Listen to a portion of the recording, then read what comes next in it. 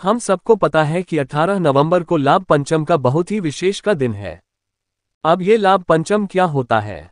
जैसे दीपावली 12 तारीख को थी, तो दीपावली से ठीक 5 दिन के बाद जो पंचमी तिथि आती है वही होती है लाभ पंचमी का दिन, और ये वही दिन है जिस दिन हमें अपने घर में शुभ लाभ लिखना होता है। शुभ लाभ लिख देने से हमारे घर में कभी भी धन को लेकर कोई भी प्रॉब्लम नहीं होती। हमेशा माता लक्ष्मी का वास हमारे घर में बना होता है, जो कि पूज्य गुरुजी की कथा सुन के बहुत अच्छे से आपको समझाओ। ठीक है, क्या क्या करना है, हमें कौन सी चीजों से लिखना है, कहाँ पे लिखना है, बुरी बात हम लोग करने वाले हैं तो बहुत ही ध्यान से सुने हैं। ठीक है, चलो सबसे पहले हम लोग उपाय की बात करते हैं, जो कि हमें शुभ लाभ लिखना है। अब देखो, अगर आप लोगों ने कभी सुनार की दुकान पे जो लोग सोना चांदी बेचते हैं, या फिर आप किसी भी बड़े दुकान पे जाओगे, उनकी शॉप पे तिजोरी रखी रहती है जहां पे वो पैसे रखते हैं, या फिर सोना चांदी बेचने वाला रखते हैं, उनकी अलमारी पे आप देखोगे हमेशा शुभ लाभ लिखा हुआ। ये सभी लोग जितने भी अमीर लोग होते हैं, तो जितने लोग बिजनेस वाले होते हैं, जिनके घर में धन संपदा है ना, वो शुभ लाभ लिखते हैं। पंचमी के दिन शुभ लाभ जिस जगह पे वो अपने घर में अलमारी है जहां रुपए पैसे रखते हैं, धन संपदा रखते हैं, गहने रखते हैं, वहां पे लिखने से हमारे घर में कभी धन की कमी नहीं होती। अब लिखोगे कौन सी चीज से?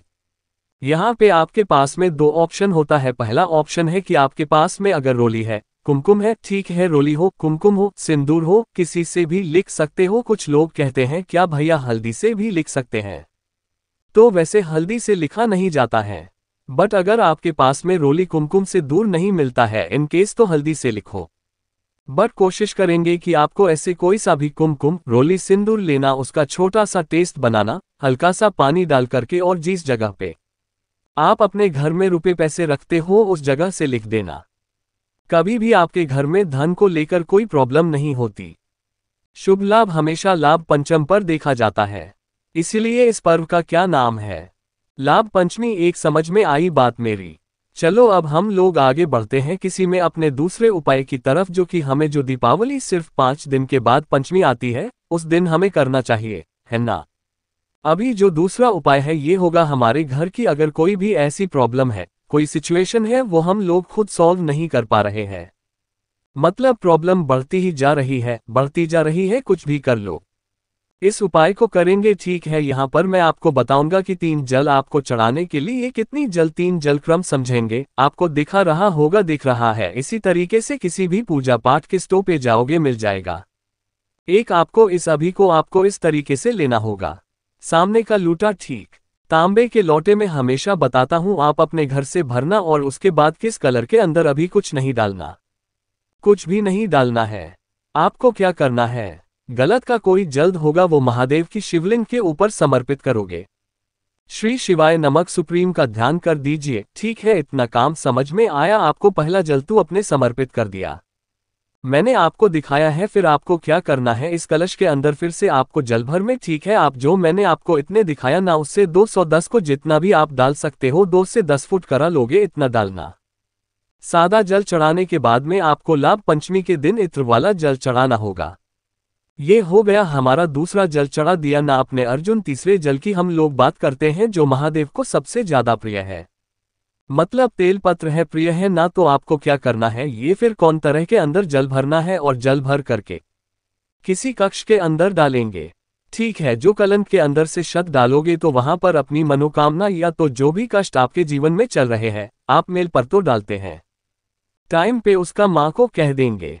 10 मिनट तक तेल पत्र को इसी कलश के अंदर छोड़ दे। ठीक है, फिर इस कलश को आप उठाना और फिर इसको महादेव ने की उनके प्लीज रखना है उत्तर दिशा, और पूरा का पूरा जल महादेव की शिवलिंग के ऊपर समर्पित करोगे। लेकिन यहाँ तो जल समर्पित करोगे तो इस तरीके से जल को चढ़ाना होगा, क्योंकि रेल पत्र होगा वो आपकी तलाश में रुका रहे हैं। जल के 7 पत्र होंगे, ऊपर ना गिरे। ये कैसे होगा? जब आप जल की धार ना बिल्कुल स्लो मोशन में धीरे धीरे गिराओगे तो जो बेलपत्र होगा वो आपके कलश के अंदर रुका रह जाएगा, महादेव की बिल्कुल सर मोशन में चल जाएगा ना। अब जल चढ़ाने के बाद फिर आपके कलश के अंदर जो एक बेलपत्र रुक गया है उसको उठाना। जीवन के जो कष्ट होंगे, जो भी समस्याएं होंगी, जो भी तकलीफें हो, उसका स्मरण करते हुए महादेव की शिवलिंग के ठीक ऊपर समर्पित करेंगे। अब इस बार जो दंडी होगी माता अशोक सुंदरी की तरफ और पत्नी का मुख होगा। समर्पित कर देना। आपकी लाइफ की जो भी प्रॉब्लम होगी या फिर जो समस्याएं चल रही है, वो सारी समस्याएं आपकी खत्म हो गई। ठीक है, आपको समझ में आ गए हैं। आगे बढ़ते ही इसमें अब हम लोग अपनी तीसरी उपाय की तरफ। लेकिन तीसरा उपाय क्या है, उससे पहले छोटा सा काम कर दो, दूसरे को जल्दी से लाइक कर दीजिए। और जितने भी भाई बहन इस आवाज को पहली बार सुन रहे हैं तो चैनल को सब्सक्राइब करेंगे। ठीक है ना, चलो समझते हैं इस उपाय को। बहुत ही प्यारा सा उपाय है। अब देखो, ये जो उपाय है ये है आपकी इच्छा पूर्ति, आपकी मनोकामना पूर्ति के लिए। ठीक है, कौन कौन सी चीजों की जरूरत होगी तो स्क्रीन पर आपको दिख रहा होगा रुद्राक्ष। यहाँ पर मैंने एक बड़ा सा रुद्राक्ष दिखा रखा है। कोई जरूरी नहीं कि आप 8-9 मुखी रुद्राक्ष लो। आपके घर में जो रुद्राक्षी जली अवेलेबल हो, जो आसानी से मिल जाए, उस रुद्राक्ष को लेना। ठीक है, रुद्राक्ष ले लिया। साथ ही साथ आपको लेना होगा इस तरीके से काला तिल, बहुत ज्यादा नहीं, एक चुटकी काला तिल। शनिवार का पर्व है तो काला स्वामी शनिवार का दिन है। लाभ पंचमी का पर्व है तो एक चुटकी काला तिल लेना। ठीक है, ले लिया। इन दोनों चीजों को लेना। तांबे का लोटा लेना और इसमें जल भरना। अपने घर से जो आपने रुद्राक्ष लिया है वो पहले रुद्राक्ष को इस कलश के अंदर डाल देना। ठीक है, रुद्राक्ष अभी यहाँ पे कालापन नहीं डालना है। रुद्राक्ष को डाल करके 20 मिनट तक, 15-20 मिनट तक उस रुद्राक्ष को कलश के अंदर छोड़ देना। ठीक है, जब 20 मिनट हो जाए, 15 मिनट हो जाए तो उस कलश में से रुद्राक्ष को किसी चम्मच से निकालना। उंगली डालोगे तो जल झूठा हो जाएगा, जो कि हम नहीं चलाना चाहिए। तो आपको रुद्राक्ष निकाल लेना। निकालने के बाद में जब 20 मिनट हो जाए फिर आपको इसके अंदर डाल देना है एक चुटकी काला तिल। और उसके बाद इस कलश को उठाना और लेकर चले जाना महादेव के शिवलिंग के पास में शाम के टाइम पे काल में। ठीक है, लेके गए। अब उसके बाद फेस रखना उत्तर दिशा। 9 यहाँ पे अब जो जल चढ़ाओगे लाभ पंचम शनिवार के दिन, वो पूरा का पूरा जल चढ़ाओगे किसके नाम से, यहाँ पे श्रमदेश्वर महादेव के नाम से। कौन से महादेव, श्रमदेश्वर महादेव के नाम से। उस काले तिल का जल, उस रुद्राक्ष का जल महादेव की शिवलिंग के ऊपर समर्पित करेंगे। जल बहता हुआ जलाधारी से नीचे गिरेगा। इस जल को किसी भी पात्र में रोक लेंगे और लेके जाएंगे। अपने पूरे घर में इसका छिड़काव कर देंगे, चीर देंगे। कभी कोई नेगेटिव एनर्जी आपके घर में प्रवेश नहीं करेगी। या फिर जिस कामना से इस उपाय को आपने लिया है वो हो इच्छा आपकी बहुत जल्दी पूरी होगी। महादेव बहुत जल्दी खुश होते हैं। श्रमदेश्वर महादेव के नाम से जो काले तिल का जल महादेव के शिवलिंग के ऊपर समर्पित करता है। पहला काम क्लियर हुआ। इसी उपाय में आपको एक काम और करना है। जब आप जल का चीता अपने पूरे घर में दे दे फिर आपको लेना होगा इस तरीके से। आपको भला कुछ लोग इसको बोलते हैं, ये लेना और उसके बाद इसको जला देना। ठीक है, हल्का सा धुआं हो, पूरा आगे नहीं निकलना चाहिए। आपको इसमें सिर्फ धुआं निकलना है। थोड़ा सा जला दोगे, उसके बाद थोड़ी देर के बाद धुआं निकलेगा। जब धुआं निकलने लगे तो आपको उस धुएं को पूरे घर में रख देना है।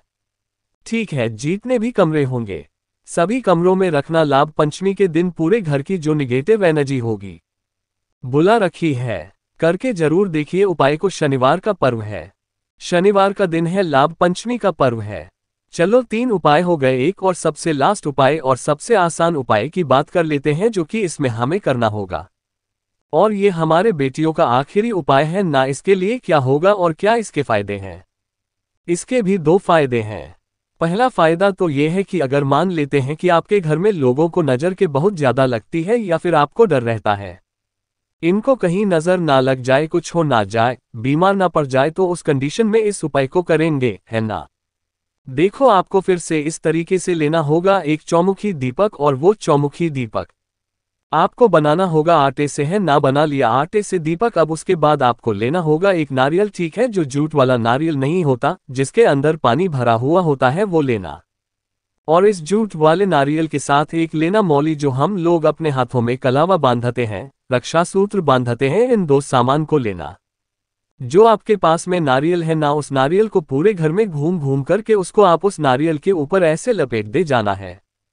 ठीक है, कोई जरूरी नहीं है कि 2 बार लपेटना है, 20 बार लपेटना, 21 बार, जितनी भी कमरे हो आप उन सभी कमरों में घूमते घूमते आप उसको लपेट ले। ठीक है, लपेटने का मतलब क्या हुआ कि आपने नेगेटिव एनर्जी को उस नारियल के अंदर कैद कर दिया। उसके बाद जब आप नारियल को लेकर के घर से बाहर जा रहे होंगे, शाम के टाइम पे काल में आपके पास में एक घी का दिया है, सॉरी आपके पास में एक चौमुखी दिया है, उस चौमुखी दीपक में सरसों का तेल डालोगे। क्या डालोगे? सरसों का तेल डालना और डाल करके आपको अपने घर की चौखट के किसी भी एक साइड रख देना और उसके बाद उस नारियल को लेकर घर से बाहर निकलना। ठीक है। निकलने के बाद में किसी भी कोशिश करेंगे किसी भी पीपल पेड़ के नीचे, अगर पीपल का पेड़ नहीं मिलता है शाम को आपके पास में, तो महादेव के मंदिर में, लेकिन सबसे पहले कोशिश करेंगे पीपल पेड़ के नीचे चुपके से ले जाकर के उस नारियल को रख देंगे और चुपचाप वहां से चले जाएंगे। जितनी भी नेगेटिव एनर्जी, नकारात्मक ऊर्जाएं आपके घर की होंगी वो आप भी घर के बाहर जाएंगी और आपको पता भी नहीं चलेगा। पूरा परिवार आपका हमेशा खुश रहेगा। देखो, लाभ पंचम का दिन है। साल में एक ही बार आता है। शुभ लाभ लिखने वाला उपाय करना ना करना, बट शुभ लाभ अपने घर की अलमारी, तिजोरी जहां पर रुपए पैसे रखते हो वहां जरूर लिख देना। ठीक है ना? समझ में ये बात तो कोशिश की है। अच्छा, समझने की वीडियो पसंद आई हो तो लाइक करेंगे। कुछ पूछना हो, नहीं समझ में आया तो नीचे कमेंट सेक्शन में पूछे। और जितने भी भाई है इस आवाज को पहली बार सुन रहे तो चैनल को सब्सक्राइब करेंगे। ओम नमो शिवाय, जय महाकाल।